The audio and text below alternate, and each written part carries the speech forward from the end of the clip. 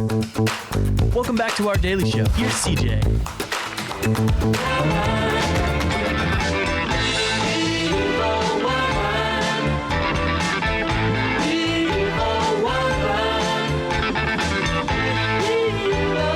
If someone's had a longer week than I have, it's Sydney Sings. How are we doing? I'm good. How are you? Do you like the theme music? I do. I feel special. There we go. Okay, the search for identity through coffee snobbery. That was the blog this week, and basically the point just being, have you ever wanted to be better than you are, CJ? Yes. Constantly. Yes, this is going to be a fun conversation. Here's my thought initially. Yeah. Yes, I want to be a better person. Mm-hmm. But, you know, if I'm comfortable, Yeah, exactly. why?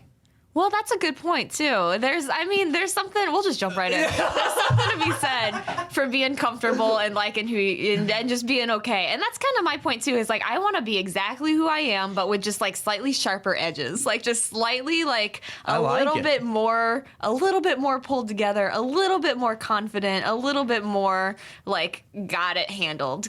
So, you know, that's kind of the idea behind the blog this week. And my point being that if I was that kind of pulled together person, I'd drink more like fancy coffee as opposed to like, you know, just for example. Yeah. Well, you're right, though, Yeah. because like for me, my biggest thing right now is like, I'm like, man, I need something to do that's not necessarily going to go work some more. Yeah. And so it's like, you know, I have interests that I haven't been able to pursue in a while, sure. like, you know, catching up on, you know, documentaries that I wanted to watch about certain historical figures and, you know, doing some reading and doing those things. And so mine's not really, I don't define mine as being better. Yeah. I define mine as just trying to find my work-life balance. That's a great point too. And I think that's an issue for like everyone. I don't know if anybody has that figured out because it seems like everyone's in that same boat of just like, what do I do when I'm not at work? Because I know what I do when I'm at work, but what do I do when I have my own time and have this chance to kind of be by myself? And how do you feel that? So yeah, I mean, that's very real. Yeah. So, you know, why do I want to become someone with barista level knowledge? Sydney asked. We all know that person, and they're annoying. They are. But I want to have that aesthetic. Why so? Well, the idea of being a coffee snob, you know, so to speak, and I joke in there, my current aesthetic is more English major meets seasonal depression. So, you know, sweaters and instant coffee and hitting snooze one too many times. But I think the people I picture as someone who has it together, I picture that, you know, we all have that friend who's like, oh, this is my coffee that I've grinded the beans for, and I volunteered last weekend, and you know, yeah. I think I blew out a tire. I tore up the carpet too. Oh no. That's okay. That's fine. Sorry. That's why you don't move in a wooden chair. There you go. But, you know, I get what you're saying now. Yeah, right. I 100% do, because there's always that person in your life that, you know, it's you know, whether or not it's, you know, their tumblers full of, you know, green tea in the morning at 7:30, they're cooking their eggs at 7:45, their dog's getting walked at 8 o'clock, they're at work. And Absolutely. Is that kind of am I stepping on something? No, you got exactly what I got going on here. So yeah, exactly. You're just someone who's a little bit more got it together. And you know, that's definitely kind of, I'm like, how do I become that person? I love this though.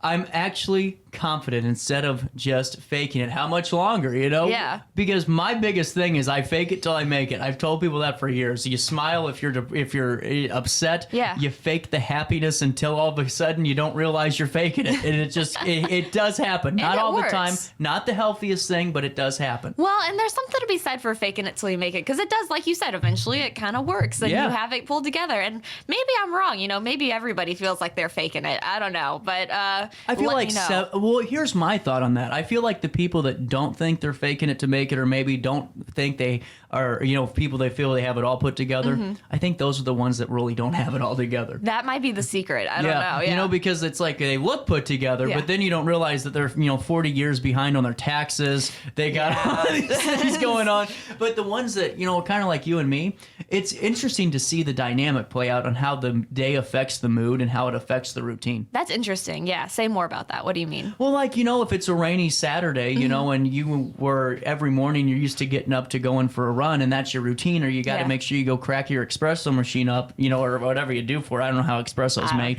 You know what I'm saying? Yeah. But if all of a sudden it's raining on a Saturday morning and you want to sleep in through a thunderstorm and you don't, why not? I guess, and that's a good point too. It's the balance between being that, that level of pulled together and taking care of yourself, and also like go with the flow. Life isn't that strict. Things are, okay. So, an old Halloween costume. My junior year prom dress. Is that what you meant? No, that's what I found. Oh, okay. I thought that's what you called your prom dress. I almost started dying. I'm like, well, you are mean today. No, I looked great at prom. Thank you very much. No, I just wanted. I'm sure you did. I just saw that. I'm like, wait a minute. I didn't see the period there. I was so funny, oh my God. So this quarter life crisis is a real thing. Yeah. 100%. And I think it's even more so than a midlife crisis, because it doesn't happen to everybody. Midlife crises don't. Yeah.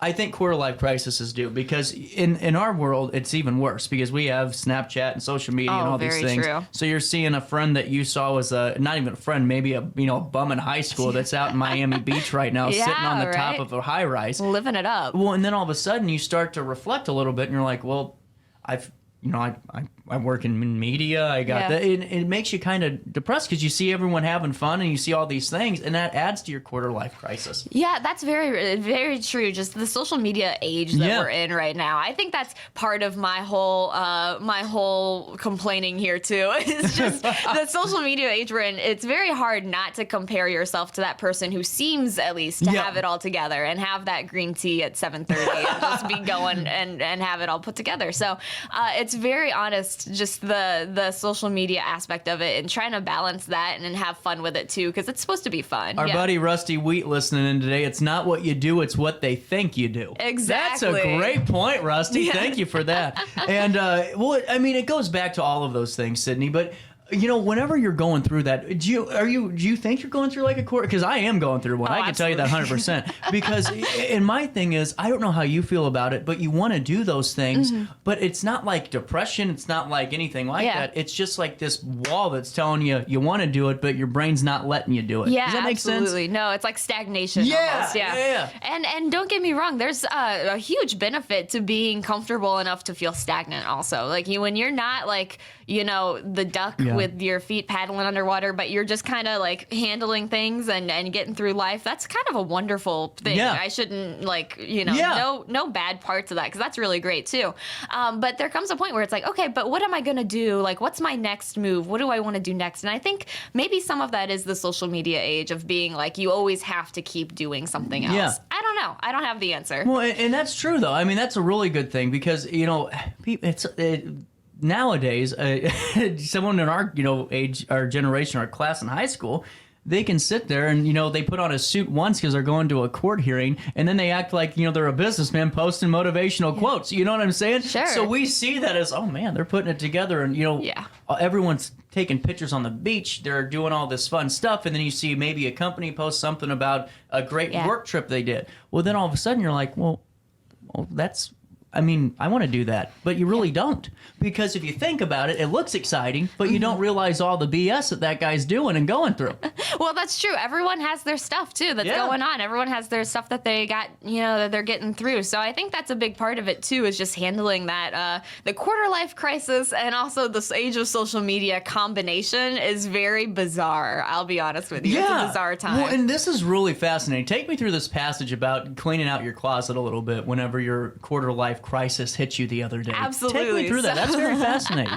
So I was spring cleaning, which, believe it or not, I do every now and then clean up a little bit. So I was cleaning and I was going through my closet, and at first, it was going strong, and then I got to like all these other things, like an old Halloween costume and my prom dress, and even like a tiny ballerina outfit that was hidden in the way back of my closet. And it just was interesting, because it's like, these are all the phases of my life that I've gone through, and then here I am today with my my sweaters or whatever. And it just is interesting to see this person that I used to be and trying to make sense of that person then, the person I am now, and this person I'm trying to aspire to become too. So it just is, I don't have an answer really.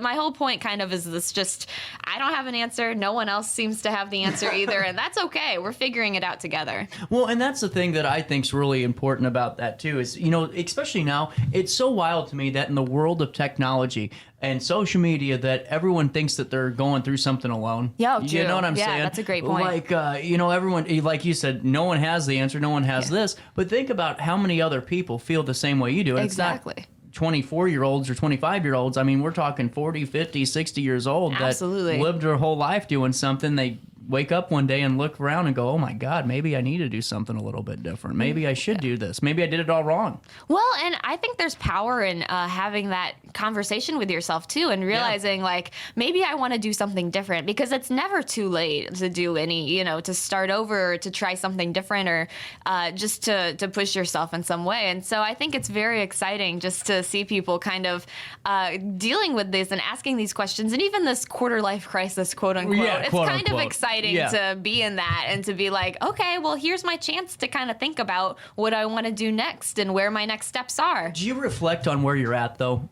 What do you mean? So every 90 days, I kind of do a little bit of just a checklist of where things are going, how I feel like I'm doing mentally, career-wise. I do it and actually, Joey Diaz, of all people, the guy that was on The Longest Yard, the real fat guy, he's the one who said that. That's what he does. So that's awesome. That's cool. So when I started doing that, I realized that actually I'm not really doing anything wrong, you know, because you think about it, you get down in the dumps and you're like, man, I'm sitting here, you know, at the time for me, it was like, you know, going straight to work. I don't have any friends anymore. I'm not talking to anybody. But then I started to sit there and just like plan it out and like lay it out and like, oh, well, actually life's good. I have a job. I just bought my first house. I was able to do this and those things. So do you do that stuff with like reflections or? Yeah, I think there's power in that too, is kind of being like, you know what? And gratitude, being like, I have a job. I got a roof over my head. Like I'm very lucky, you know, and having that reminder every now and then, and reminding yourself too that like you are not in it by yourself, and there's time and things kind of happen when they're supposed to happen. So the right people will come to you. I believe I'm a big believer in just kind of like opening yourself up to whatever the universe has in store. So, you know. Year of yes. Yeah, exactly. Year of yes. So kind of that idea of just whatever happens will happen the way it's supposed to. And in the meantime, what I can do is just take care of myself, take care of the people around me, and, you know, figure it out bit by bit. So while the quarter life crisis, quote unquote, will continue probably for, you know, who knows how long, but it's not a bad thing. Right. Yeah. And that's like what's good about it, though, is I'm sure writing about it and talking about it helps immensely. Oh, absolutely. I think there's power in speaking about it. And I kind of hope that someone reads this and maybe is like, oh, yeah, I get that. Because really remembering you're not alone. And it's easy to kind of continue and keep that facade up of just like, I am pulled together. I've got this. Don't even worry about it. And I think a lot of times we try to keep that facade going. And on social media, you know, clearly that's what you're trying to do all the time. But being honest about these very human emotions and confusions and that kind of thing is like super strong, I think, and helps other people realize it too. 100%. There you go. Yeah. Almost like just preaching up here today, Sydney. Good for you. I'm caffeinated. So you were ready to go. I loved it. 10:29, and we'll come back with Donna Kennedy right after this. That's Blog Talk for the week. Hot damn.